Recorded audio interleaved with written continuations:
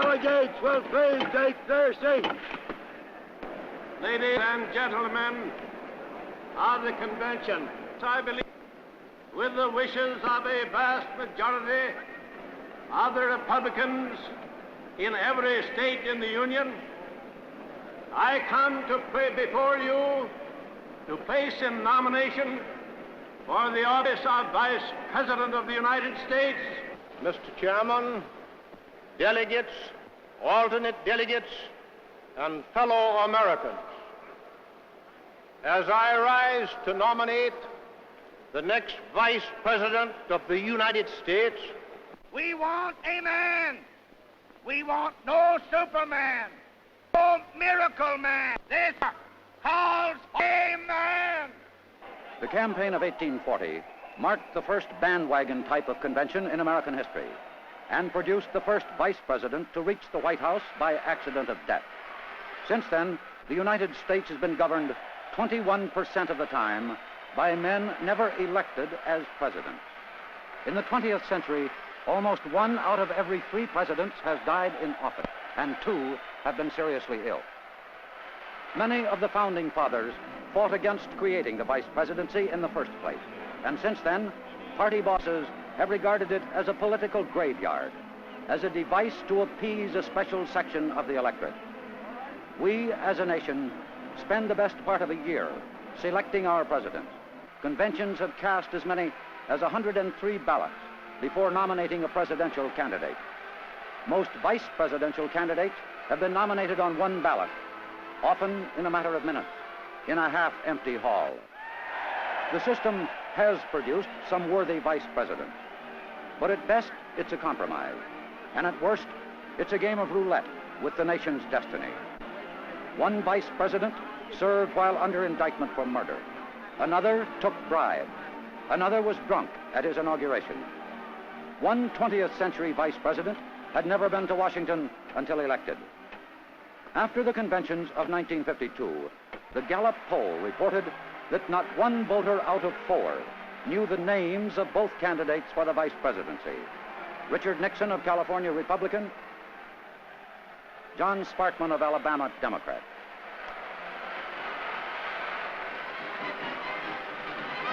Tonight, See It Now presents a study of the vice rights and duties and history, edited and produced by Edward R. Murrow and Fred W. Friendly.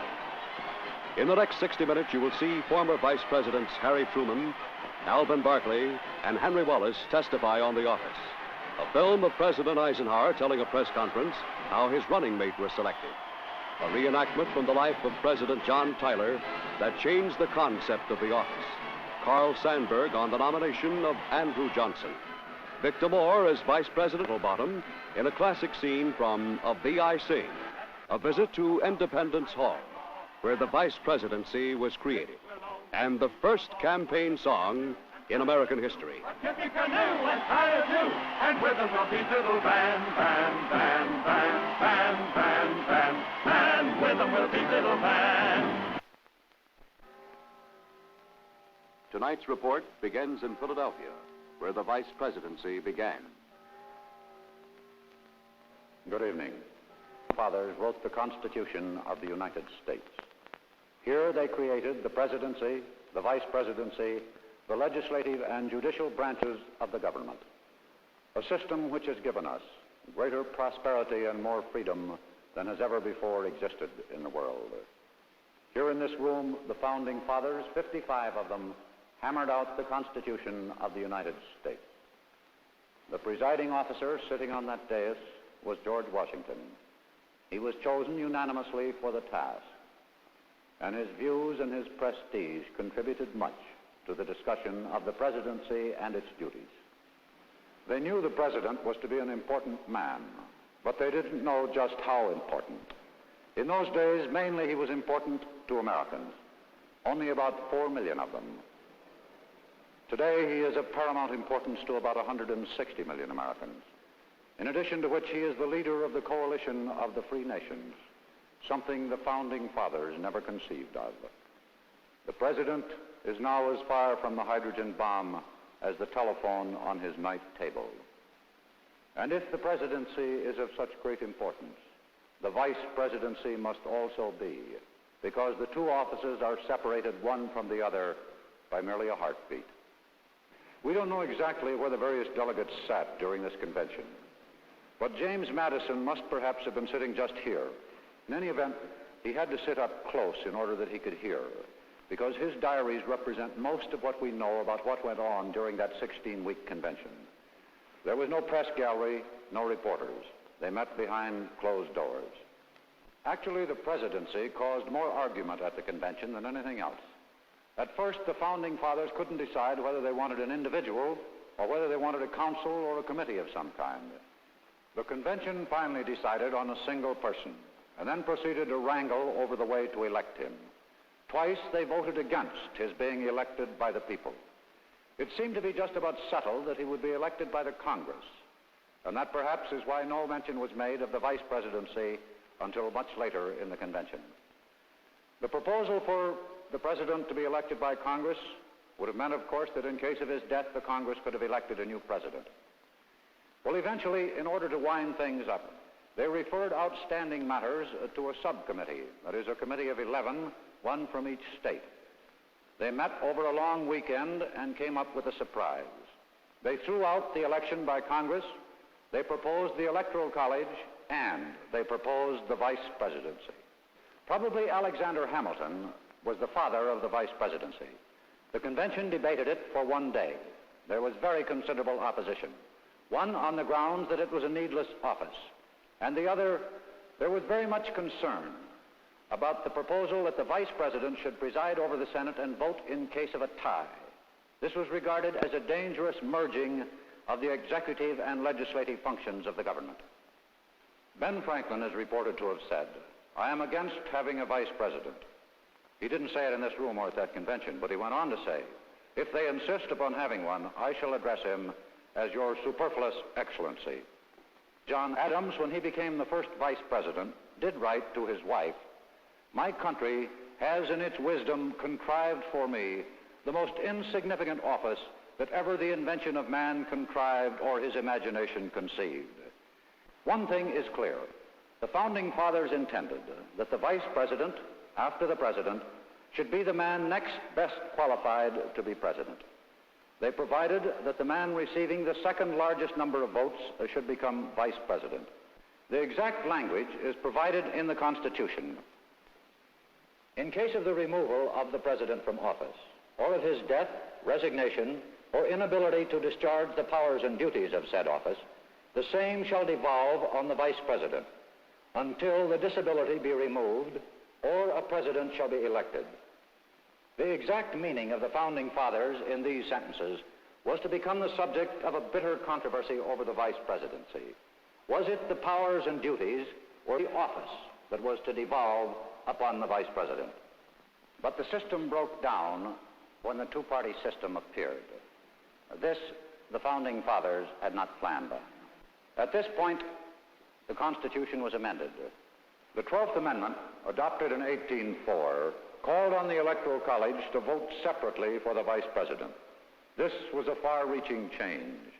No longer did the second best qualified man become vice president, but a second-string party man was nominated and elected. This is the Capitol in Washington. The cornerstone was laid by President Washington in 1793, and when Thomas Jefferson was inaugurated in 1800, the building looked like this. The present massive Capitol has been built around it. This report on the vice presidency continues with Eric Severide at the Capitol. The Senate originally met in a room in the basement, and the House met here. And this plaque commemorates the first crisis in the election of a president and a vice president. Ironically, Thomas Jefferson and Aaron Burr, who were supposed to end up as president and vice president, ended up tied for the presidency. And the House of Representatives cast 36 successive ballots in a bitter struggle before Jefferson could win a majority. In the present Senate chamber, 300 feet north of here, Vice President Aaron Burr's bust is preserved right next to that of his bitter foe, Jefferson. Burr later shot Alexander Hamilton, the man who had conceived the office of vice president. It was this Jefferson-Burr mix-up that caused Congress to write the 12th Amendment, changing the electoral system. And it was then that the prestige of the office really went into decline. For most of the next 60 years, the Senate met in this chamber across the hall, which in 1860 became the home of the Supreme Court. The first vice president to serve in this room under the new system was George Clinton. Once an illustrious governor of New York, he was given the vice presidency. Now quite deaf and almost blind, he served out a second term and died in the crisis preceding the War of 1812. By 1825, the Capitol had been considerably enlarged, and there was a small wooden dome. John C. Calhoun was the first vice president since Jefferson to meet the original standards set by the founding fathers. But Calhoun, a man who knew what was important, was the only vice president ever to resign. He left the dais of the Senate under the eagle to accept a senatorial vacancy from his home state of South Carolina. In 1832, Andrew Jackson was elected for his second term as president, and Martin Van Buren was his running mate. Van Buren was the only vice president who ever presided with a brace of pistols beside him. 4 years later, he achieved another distinction. He was the only vice president since the 12th Amendment to be elected president without first having succeeded on the death of a president, and that record still stands. Van Buren's vice president, Richard M. Johnson, is credited with having personally killed the great Indian chief Tecumseh at the Battle of the Thames. He is credited with little else.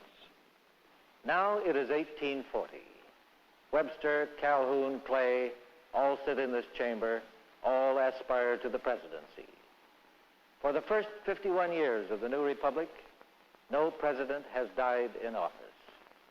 Then the rollicking, boisterous campaign of 1840. And for the first time in American history, death was to test the vice presidency.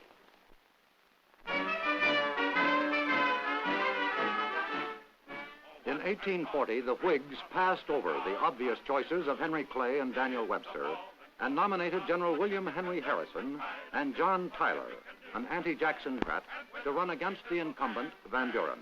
Tippecanoe and Tyler, too, became the first campaign song in political history. Let them talk about hard cider and log cabins too. It will only speed the ball for Tippecanoe and Tyler too. For Tippecanoe and Tyler too. Harrison got the nickname Tippecanoe from the battle at Tippecanoe. When the Democrats accused him of being a heavy drinker who would spend his term drinking hard cider in front of a log cabin, the Whigs turned it into their slogan, hard cider and log cabin. The Whig party boss, Nicholas Biddle, told candidate Harrison to say nothing at all to anybody and let no committee or town meeting extract from him a single word about what he thought or what he would do as president. It worked. Tippecanoe and Tyler, too, won handily over Van Buren. At 69, Harrison was sworn in. He caught cold at his inaugural and 1 month later was on his way back to Ohio for burial. John Tyler was in Williamsburg when the news came. He managed to borrow money for the trip and headed back to Washington. Tyler's temporary headquarters was at the lavish Brown's Indian Hotel on Pennsylvania Avenue. Here on April 6, 1841, John Tyler met the cabinet for the first time. One Democrat was sitting down with 5 Whigs, dominated by Secretary of State Daniel Webster. This was an artist's conception of the meeting. Now here is a brief dramatic impression of what the record says happened as the entire concept of the vice presidency endured its first test. My first act when arriving in Washington was to call on Chief Justice Tawney. He's visiting in Baltimore and will not return for several days. Judge Cranch is prepared to administer the oath of office for me immediately after this meeting. Mr. Vice President, I suppose you intend to carry on the ideas and customs of your predecessor. And the administration inaugurated by President Harrison will continue in the same line of policy under which it has begun. Custom, Mr. Webster? It was our custom in the cabinet of the late president to act as a body with majority rule. The President presided over us, and the custom and proceeding was that any measures whatsoever relating to the administration were brought before the Cabinet and decided by a majority vote, each member and the President having one vote. I'm very glad to have in my cabinet such able statesmen as you have proved yourselves to be, and I shall be pleased to avail myself of your counsel and advice. But, Mr. Webster, I can never consent to being dictated to as to what I shall and shall not do. I, as President, will be responsible for my administration. The final decision will be mine as President. I hope to have your cooperation in carrying out its measure. So long as you see fit to do this, I shall be glad to have you with me. When you think otherwise, your resignation will be accepted. Mr. Vice President, there is considerable legal I opinion. am the President. Mr. Tyler, there is considerable legal opinion that in the death of the President, the Vice President will act as President. And John Quincy Adams only yesterday made reference to you as acting President. Mr. Granger, it is Mr. Tyler, on Sunday, the Cabinet reached the conclusion that you would, while performing the functions of the President, bear the title of Vice President or Acting President. It is my conviction that the Constitution intends that the Vice President shall become the President with all of his rights and duties. According to the Constitution, the moment William Henry Harrison died, I became the President. Every vice president for the next 115 years can thank Tyler for his interpretation of the Constitution. Later, John Quincy Adams, a former president and son of a president and vice president, took the side of the cabinet, writing in his diary of April 16th, "I paid a visit this morning to Mr. Tyler, who styles himself President of the United States, and not Vice President, which would be the correct style. It is a construction in direct violation both of the grammar and context of the Constitution, which confers upon the Vice President not the office, but the powers and duties of said office." Tyler served as president for 3 years and 11 months, one of the stormiest administrations in history. Eventually, the entire cabinet resigned. All told, Tyler ran through 5 secretaries of war, 3 attorneys general, 4 secretaries of the Treasury, 4 secretaries of state, 2 postmasters general, and 5 secretaries of the Navy. Later, there was a resolution in the House attempting to impeach Tyler, calling him acting president only, but it was unsuccessful. Oh, Tippecanoe and Tyler, too, they satisfy me and they please you, and with them we'll beat little Van, Van, Van, Van, Van, Van, Van, and with them we'll beat little Van.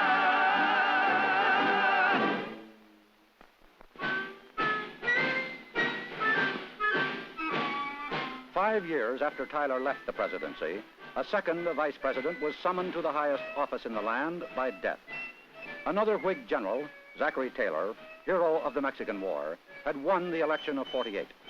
On July 4, 1850, he attended a celebration at the building site of the Washington Monument. 4 hours of senatorial speeches in the hot summer sun were too much for him. He went back to the White House and cooled off with 2 quarts of iced milk and ripe cherries. 5 days later, President Taylor was dead of cholera morbus. He was succeeded by Vice President Millard Fillmore, another New Yorker, a pliable politician who ran a caretaker government until 1853, when he won neither re-election nor even nomination. For the next 4 years, the nation was again without a vice president. In '52, William King, age 67, won the vice presidency on the Democratic ticket with Franklin Pierce. Too old and too sick to come to Washington for the inauguration, King was allowed to take the oath in Cuba and died a month later without ever presiding as vice president in the chamber where his statue now stands. Next came John Breckinridge of Kentucky, the youngest vice president in history, 35 when elected, and one of the best presiding officers the Senate ever had. He was runner-up to Lincoln in the fateful election of 1860. They were putting the great Iron Dome on the Capitol now. Lincoln's first vice president was Hannibal Hamlin, a senator from Maine, whom Lincoln had never met prior to nomination. 4 years later, Hamlin was dumped from the ticket for political expediency, and Andrew Johnson of Tennessee was the new running mate. Inebriated at his own inauguration, his friend said he was getting over a bad case of typhoid. Johnson served 41 days as vice president, and then, by the act of John Wilkes Booth, became president. This is the Taylor shop in Greenville, Tennessee, from which Andrew Johnson came. And here is historian Carl Sandburg to tell how it was that Johnson became vice president in the first place. Greenville, Tennessee. And this is the Taylor shop of Andrew Johnson, who became the 17th President of the United States. This was his tailor shop. Over 110 years ago, he sat on this table here, sat cross-legged with his threads and needles. This is the shears he used, the identical shears that Andrew Johnson used. Somehow or other, he learned to read by himself without going to school. And he learned from his 17-year-old wife. And there came, June the 7th, 1864, the convention of the National Union Party in Baltimore. And they nominated a ticket. Lincoln for president, Andrew Johnson for vice president. And why did they nominate Andrew Johnson for vice president? What were the facts and figures and considerations that led up to the nomination? First of all, he came from a southern slave state and was a Democrat. From the very beginning of the war, the Lincoln administration had been afraid of the possibility of European intervention. At some turn of the war, the Union armies, if it looked as though they were going to lose the war, as though the war might go on forever and never end, it might be that there would be recognition by Britain or by France. But if it could be that in the November elections of '64, the news could be sent to Europe that the vice president of the United States came from a southern slave state, they could point to Andrew Johnson. And that was what happened. On March 4th, there was the inauguration. Lincoln sworn in for his second term as president, and Andrew Johnson sworn in as vice president. 41 days after those inaugurations, Abraham Lincoln lay dead on a cot in the Peterson house opposite the Ford Theater, and Andrew Johnson was sworn in as the 17th President of the United States. What is to be derived from this whole affair of Andrew Johnson? Who would have been the second best man by way of ability? No one knows. The convention would have had difficulties solving that, but the convention didn't care particularly about the second best man in ability. They went after the man who had politically and geographically qualifications that they wanted. In 1868, the Republicans tried to impeach Andrew Johnson. This is a ticket of admission given out by the Senate for the proceedings which resembled a circus. Actually, Johnson was impeached by the House, but failed of expulsion by the Senate by a single vote. Generally, history has been kinder to Johnson, but as Carl Sandburg said, he was never regarded or nominated as the second best qualified man. In 1869, General Grant became president, and Schuyler Colfax of Indiana became the first president to be sworn in the new Senate chamber. Colfax also became the only vice president accused of taking bribes, and he left the office under a cloud of scandal. By 1876, the Washington Monument, after considerable delay, was up to 153 feet, and the period of the mediocre presidents was upon us, and the vice presidents were in tune with the times. When Rutherford B. Hayes became president in the disputed election of 1876, his vice president was William A. Wheeler. When informed who his running mate would be, Hayes said, "And who is William Wheeler?" In 1880, The winning ticket was James A. Garfield and Chester Arthur, Republican. Once again, the United States was to have a president through assassination. 4 months after his inauguration, President Garfield was shot by a frustrated office seeker as he entered a Washington railroad station. Inventor Alexander Graham Bell was brought in to use his induction balance instrument to locate the bullet lodged in Garfield's spine. For 2 months, while Garfield lay fighting for his life, neither Vice President Chester Arthur nor the country knew whether the president's rights and duties devolved upon the vice president. In September, Garfield died, and Arthur spent the next 3.5 years as president, vainly trying to get Congress to clear up the confusion about the vice presidency. President Cleveland's vice president in 1893 was a politician from Illinois named Adlai Stevenson. The Washington joke was, there goes the vice president with nothing on his mind but the state of the president's health. In 1901, William McKinley rode to the White House for his second term. And for the first time in 40 years, there was a vice president worthy of the office. In the words of William Allen White, they nominated Teddy Roosevelt not to praise him, but to bury him. Theodore Roosevelt, hero of the Battle of San Juan Hill, was too unpredictable a governor of New York for the party bosses to handle. So they kicked him upstairs and out of Albany by nominating him for the vice presidency. Roosevelt, who wanted to abolish the office, fought it, but suddenly changed his mind and became a dynamic campaigner. 6 months later, an assassin's bullet again changed the nation's destiny. President McKinley was shot while visiting the Buffalo Exposition. And as Republican boss Mark Hanna said, that damned cowboy is in the White House. Roosevelt proved to be an outstanding president and was doubtless an improvement on his predecessor. Woodrow Wilson had the same vice president for 2 terms, Thomas R. Marshall, perhaps best remembered for what this country needs is a good 5-cent cigar. Later, Marshall's vice presidency ceased to be a laughing matter as the office became the center of the worst crisis since Tyler.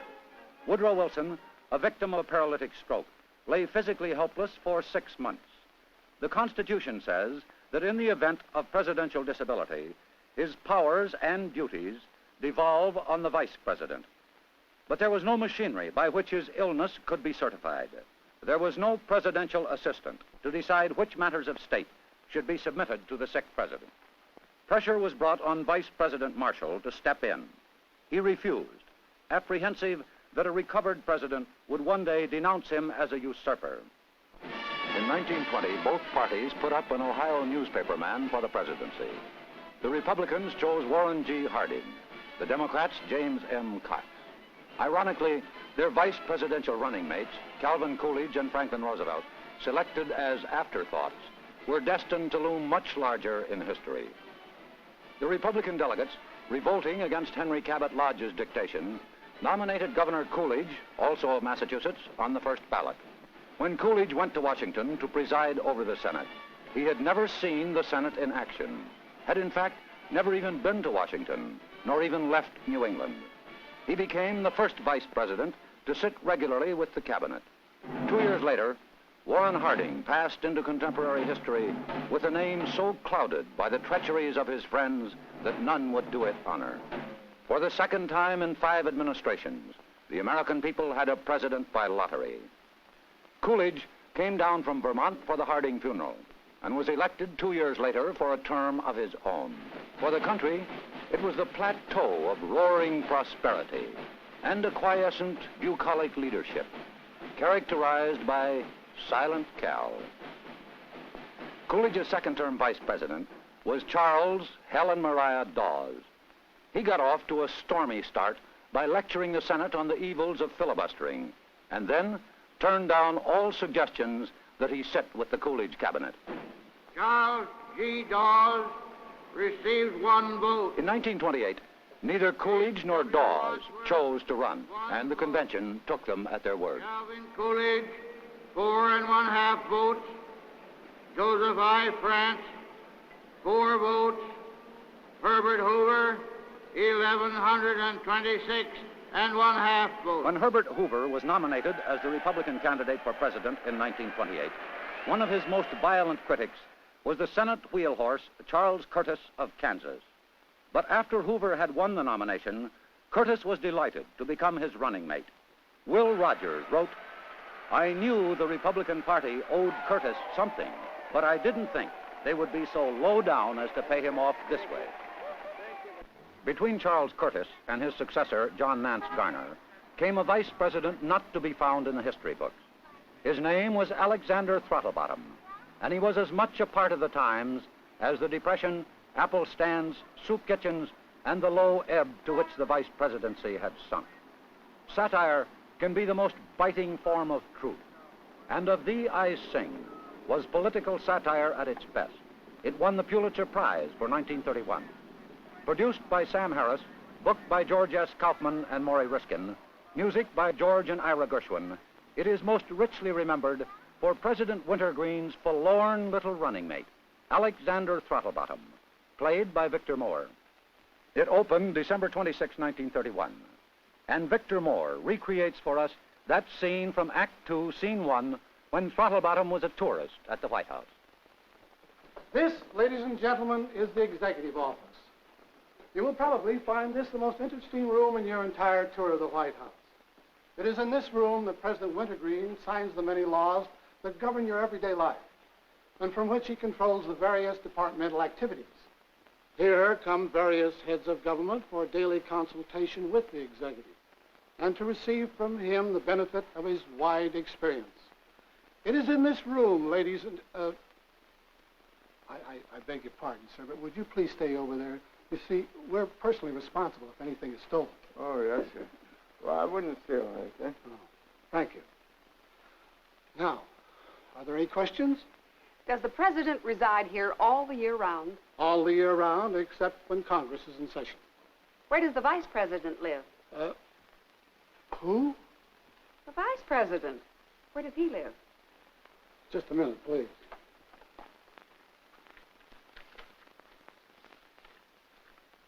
Vice Regent, Viceroy, Vice Society. I'm afraid he's not in here. I could tell you about that. What? I know where the vice president lives. Where? On Z Street. 7214 Z Street. It's next to the last house on the right-hand side of Z, way down to the end of Z Street. Well, that's very interesting. He has a house there, has he? Well, he lives there. All by himself? No, with the other boarders. That's a very nice place, too. It's Mrs. Spiegelbaum's. It's a lovely place if you like kosher cooking.